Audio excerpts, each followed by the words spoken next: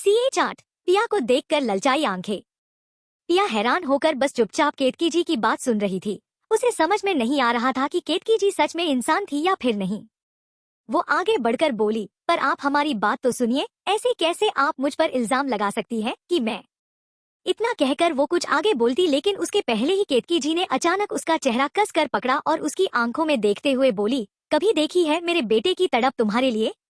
कल रात को दहशत ऐसे ही नहीं, अपने दोनों बड़े भाइयों को हटाकर तुम्हें पाने के लिए आगे गया था। एक तो खूबसूरती लेकर घूमती हो, और अगर तुम्हारी खूबसूरती को कोई देखना चाहेगा तो खुद ही उसे दूर करके तड़पाती हो। तुम जैसी लड़कियों को बहुत अच्छे से जानती हूँ। उम्र भले ही कम है, लेकिन दिमाग तुम्हारा पहिया की तरह चलता है। मैं बहुत अच्छे से जानती हूँ तुम सब लड़कियों को। ये जो आजकल की लड़कियां हैं ना, अपना हुस्न दिखा दिखा कर लड़कों को अपने जाल में फंसा लेती हैं। और ऊपर से तुम तो फिर कहीं बाहर गई नहीं, इसी केरल के छोटे से गांव में पली बड़ी हो, तो कहाँ से तुम्हें समझ में आएगा कि इन सब चीजों से बाहर ही भी दुनिया है। तुम लोगों को सिर्फ और सिर्फ लड़कों को फंसाना होता है। हो सकता है इस बीच में कोई रईस लड़का मिल गया हो और तुमने उसे फंसा लिया और उसके साथ अपनी रातें रंगीन की हो। इस पर पिया ने उन्हें धकेल कर पीछे कर दिया और गुस्से में बोली, देखिए माँ जी, प्लीज ऐसे मत बोलिए। देखिए, मैं आपकी बहुत इज्जत कर रही हूँ, लेकिन इसका मतलब ये नहीं कि आप मेरी इज्जत सरे आम उतरेंगी। यहाँ पर बहुत सारे नौकर हैं, वो मेरे बारे में क्या सोचेंगे? और मेरे माँ बाप ने इतने बुरे संस्कार नहीं दिए हैं मुझे। इस पर केतकी जी उसके आसपास घूमते हुए बोली, तेरे माँ बाप सिर्फ और सिर्फ पैसे के भूखे हैं। इकलौती बेटी हो तुम उनकी, और तुम्हें पता है। तुम्हें क्या लगता है कि तुम्हारे माँ बाप की मर्जी के बिना तुम्हारी शादी हुई है? नहीं, तुम्हारे माँ बाप चाहते थे और उन्होंने ही तुम्हें कन्विंस किया था इस शादी के लिए। अगर तुम भूल गई हो तो तुम्हें याद दिलाऊं। इस पर पिया वो वक्त याद करने लगी जिस वक्त उसे पता चला था अचानक से कि उसकी शादी अग्नि और वायु दोनों से होने वाली थी। पिया सोचे जा रही थी। फ्लैशबैक। पिया को दुल्हन के रूप में सजाया जा रहा था और रीमा जी मुस्कुराते हुए उसे देख रही थी, लेकिन उनकी आंखों में आंसू थे। तो पिया अचानक से खड़ी होते हुए बोली, आप तो इतने बड़े घर में मेरी शादी कर रही है, तो भी आपको ऐसा लग रहा है कि माँ की वहाँ पर जाकर मुझे दुख मिलेगा। ऐसा कुछ भी नहीं है। और आपको नहीं पता है कि अग्नि जी कितने अच्छे हैं। मैंने उनसे बात की है। पिया ने बच्चों की तरह उछल उछल कर उन्हें बताया था। वो दुल्हन बनी हुई थी, लेकिन लगातार अपने हाथों से एक्टिंग करते हुए रीमा जी को बता रही थी, और उसके इस चुलबुलेपन से ही रीमा जी बहुत परेशान रहती थी, क्योंकि आज भी वो बिल्कुल बच्ची थी। तो रीमा जी उसे पकड़कर अपने सीने से लगाते हुए बोली, बस वो ही तुम्हारा घर होगा बेटा, और पता है ना कि आपको आपके पापा और माँ कितना प्यार करते हैं। आप हमारी इकलौती बेटी हैं, जान से ज्यादा आपको प्यार करते हैं। बचपना नहीं करना है। इस पर पिया पीछे होते हुए बोली, माँ मेकअप हुआ है मेरा, फिर भी आप ऐसे रो रो कर मेरा मेकअप बिगाड़ना चाहती हो?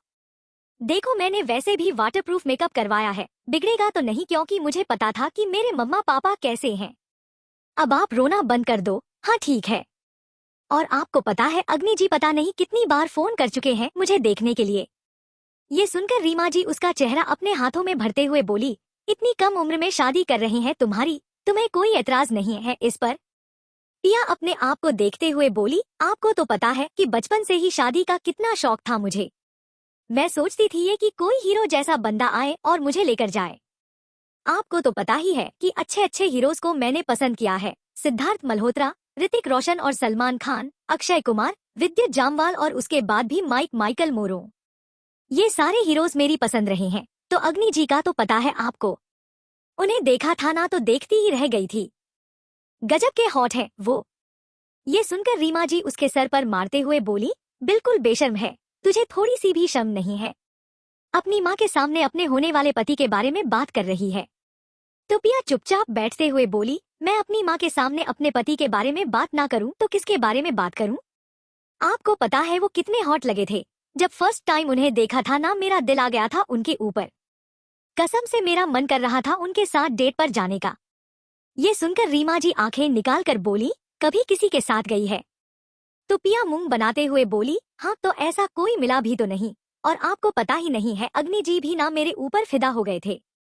मैं इतनी खूबसूरत लगी थी उन्हें। आपको पता है वो तो मुझे किस करने की कोशिश कर रहे थे फर्स्ट टाइम में ही।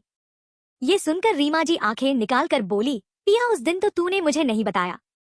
तो पिया मुंह टेढ़ा करते हुए बोली, हस्बैंड वाइफ के बीच की बात है, मैं आपको क्यों बताऊं?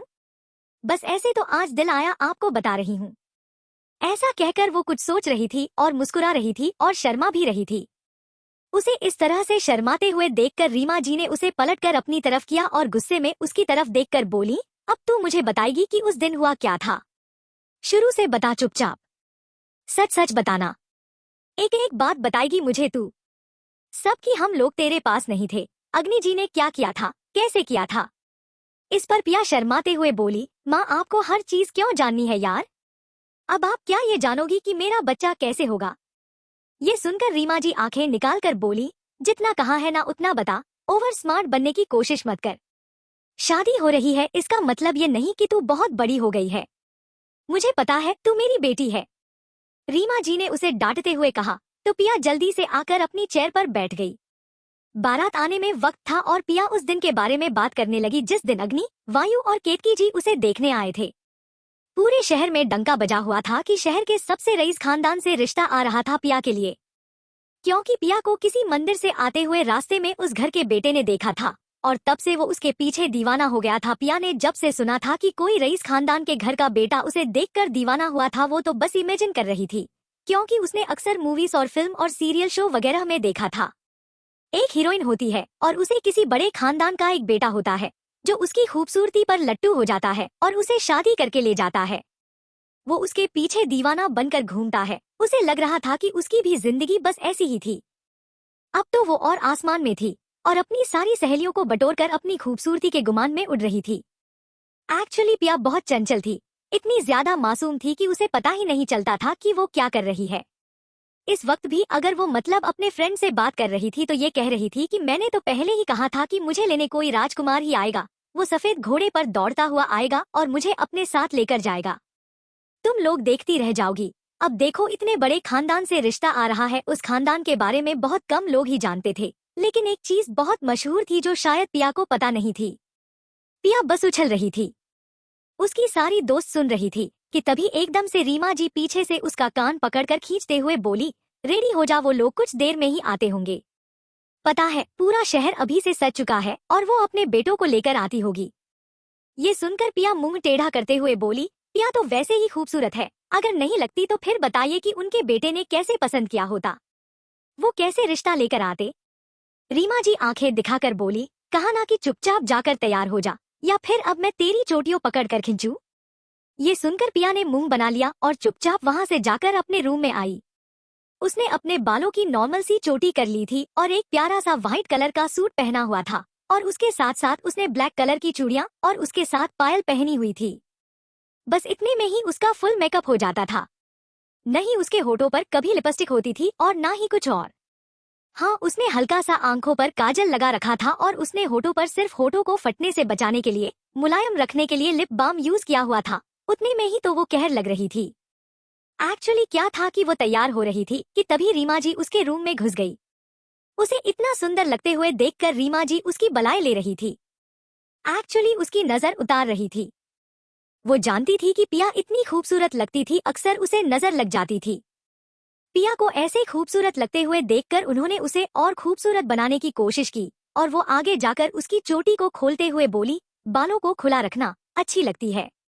तो पिया मुंह बनाकर बोली, बार बार बाल चेहरे पर आते हैं मम्मा, मुझे अच्छा नहीं लगता। इस बार रीमा जी ने आंखें दिखाई और उसके सर पर मारते हुए बोली, पता नहीं कब सुधरेगी, ससुराल जाने का वक्त आ गया है।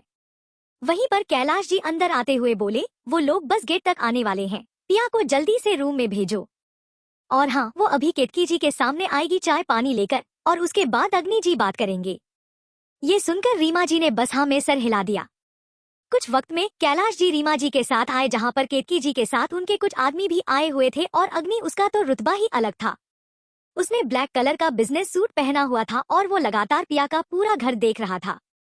वो जाकर सोफे पर बैठा और वेट कर रहा था कि कब पिया अंदर से बाहर आए कि तभी पिया पानी का ग्लास ट्रे में रखकर लेकर बाहर आई। वो इतनी खूबसूरत लग रही थी कि अग्नि का मन कर रहा था कि यही उसे पढ़कर किस कर ले। पिया बहुत मासूम लग रही थी और अग्नि वो बस पिया को ऊपर से नीचे तक देखे जा रहा था।